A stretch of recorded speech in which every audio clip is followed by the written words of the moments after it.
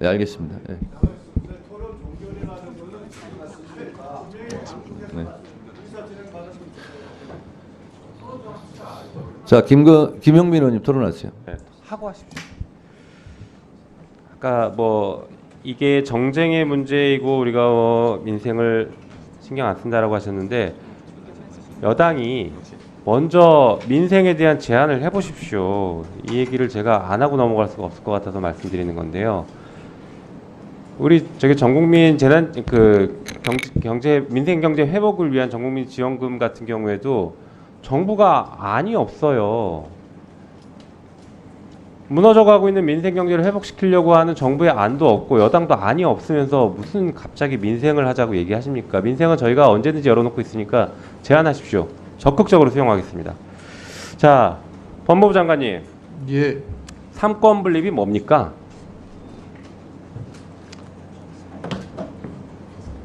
말씀해 주십시오.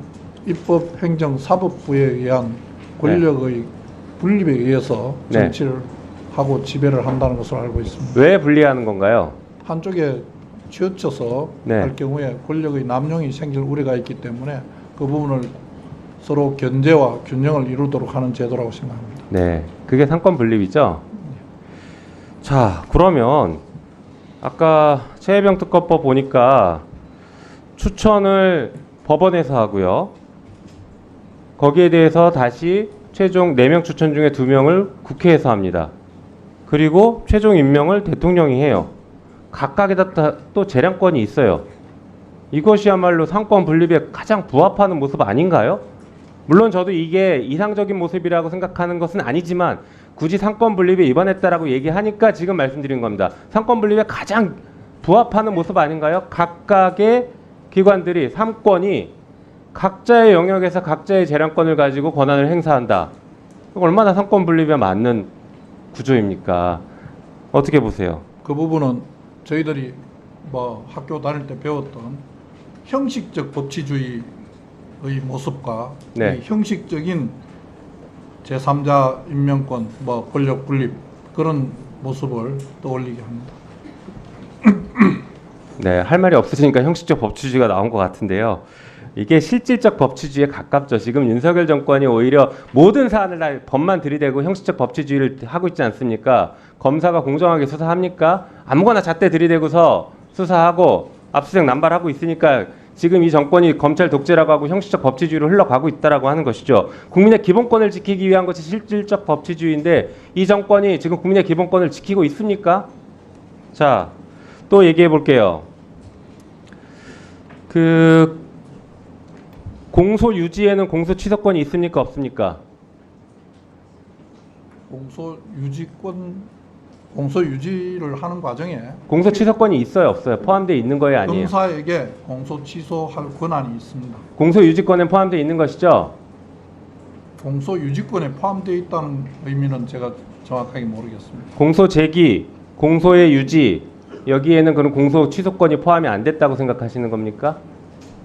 법무부 장관이신데 이걸 답을 그렇게 하시면 유지권에 어떡하십니까? 포함되어 있는지는 정확하게 제가 모르겠습니다. 공소 유지는 공소를 갈지 중단할지 이런 것들을 다 결정하는 것 아닙니까? 공소 유지권이 포함되어 있다고 봐야죠. 처장님, 공소 예. 유지권에 공소 취소권 포함됩니까? 안 됩니까? 예, 기소독점주의하에서 공소제기, 유지, 취소 다 하나의 네. 같은 권한으로 운영되고 있는 것으로 알고 있습니다. 네. 자, 최순실 특검에서도요. 특별검사에 대해서는 공소 제기 여부 및 결정 및 그다음에 공소 유지권이 있어요. 이미 최혜병 특검법에도 공소 유지 권한이 있어요. 공소 제기 및 공소 유지 권한이 있습니다. 해당 사건에 대한 해당 사건이 다른 데에서 공소가 제기되면 가져올 수도 있어요. 가져온 사건의 공소 유지권 중에 공소 취소권이 당연히 있는 겁니다. 그런데 그것을 명문화 시킨 거예요. 공소 취소도 할 수 있다는 건 명확하게 명문화 시킨 겁니다. 이걸 가지고서 지금 헌법 위반이다? 완전히 잘못된 얘기를 하신 겁니다. 또 볼까요? 아까 연장자 규정이 문제가 있다라고 했는데 공직선거법 188조 1항에 보면은 최고 득표자가 2명 이상일 때는 연장자를 당선인으로 결정한다. 이런 간주 조항이 있습니다. 알고 계십니까? 이것도 위헌인가요? 아니죠. 국민 주권이 우선인가요? 대통령의 임명권이 우선인가요? 국민 주권이 더 먼저죠. 그럼에도 국민 주권인데도 불구하고 공선법에는 이런 간주 규정이 있습니다. 그리고 김건희 특검법은 곧 공소시효가 끝납니다. 10월 12일은 공직선거법. 네, 안내 말씀드리겠습니다. 유성범 간사 등 6분의 위원님께서 의사일정 제1항부터 제4항까지 제6항부터 8항까지 법률안에 대하여 국회법 57조 2 제1항에 따라 안건조정위원회 구성 요구서를 제출했습니다. 이 안건조정위원회 신청이 있었으므로 토론은 안건조정이 끝나고 이후에도 토론은 계속돼야 됩니다. 그래서 빠른 의사 진행을 위해서 여기서 마무리를 할까 합니다. 마무리를 하면서 박성재 우리 장관님께 한 말씀 더 드리면서 안건조정에 들어가도록 하겠습니다. 토론은 안건조정위원회 이후에 토론은 또 계속돼야 됩니다. 그때 하시면 되고요. 제가 한 말씀 드리겠습니다. 장관님 잘 들으십시오.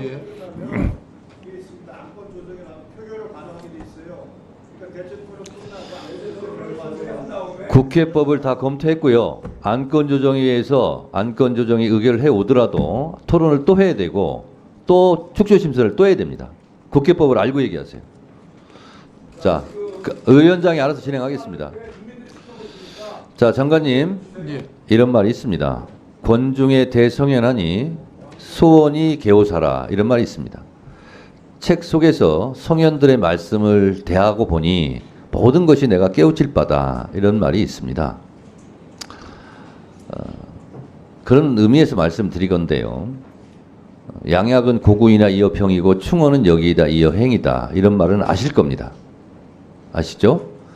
그래서 자고로 옛 개념으로 본다면 충신이라 하면 나에게 위험하지만 임금에게 이로운 말을 함으로써 내가 피해를 보는 겁니다. 그게 충신이고요. 간신은 나에게 이롭고 임금에게는 달콤해서 잘못된 말을 해서 임금에게 해가 되고 나에게 이익이 된다라는 기준으로 충신과 간신을 따졌다고 그럽니다. 제가 박성재 위원장님을 직접 비교하는 것은 결코 아닙니다. 그러나 지금의 국면에서 법무부 장관이 취해야 될 태도는 대통령의 어려움을 조금이라도 덜어주는 입장에서 장관으로서 국무위원으로서 역할을 해야 되지 않겠습니까?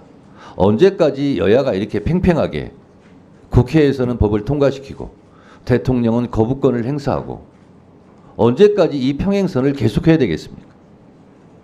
그런 의미에서 말씀드립니다. 특검에 대해서는 대통령과 김건희 여사에 대한 연루된 의혹이 짙게 들여져 있으니 너무 집착하지 않는 게 좋겠다고 저는 충언을 드리고 대통령께 충언을 드려야 하고 그리고 거부권은 행사하지 마시라고 대통령이 받아들이든 안 받아들이든 저는 그렇게 건의해야 된다 이렇게 생각을 하고 있습니다. 뭐 제 말이 얼마나 장관님께 귀에 들리겠습니까만 저는 그렇게 생각합니다. 한 말씀 드려도 되겠습니까? 네, 한 말씀 하십시오. 예.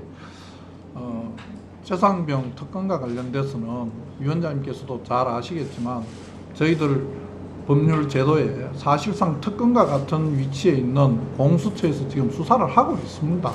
저희들이 그런 정부 기구를 만들었다면 그 기구에서 나오는 결과를 최소한 지켜보는 게 맞다고 생각을 하고 그다음에 과실치사와 관련된 부분은 검찰이 아니고 지금 자꾸 검찰에 대한 불신을 말씀하시는데 경찰에서 수사를 해서 그 결과를 검찰에 송치를 했고 그 송치된 부분에 대해서 검찰도 엄밀히 검토하고 있습니다.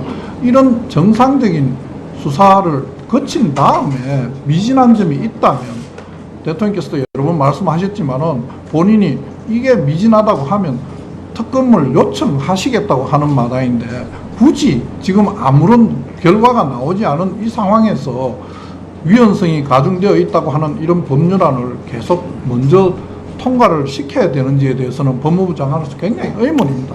위원장님께서 말씀하시는 장관이 대통령에게 옳은 말을 해서 대통령이 옳게 가도록 해야 한다는 부분에 대해서는 적극 동의합니다. 저도 그렇게 해야 된다고 생각하고 그렇게 할 것입니다. 근데 제가 염려하는 이 부분도 여기 계시는 위원장님을 비롯한 여러 위원님들께서 함께 좀 고민을 해주시면 감사하겠습니다. 네, 잘 알겠고요. 장관님께서 말씀하신 대로 다동의를 할 수가 없습니다. 아까 박지원 의원께서도 대통령실에서 양보하고 야당이 추천한 특검의 사례를 말씀드렸는데 그것은 여야 합의라고 그랬는데 여야 합의가 아니면 위헌입니까? 저는 그 발상에 대해서는 매우 놀랍습니다. 저는 이해할 수가 없습니다.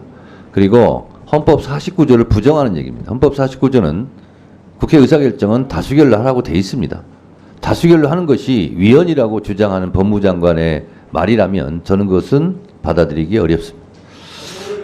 안건조정위원회 구성 요구서를 제출하였으므로 해당 안건은 안건조정위원회에 회부하겠습니다.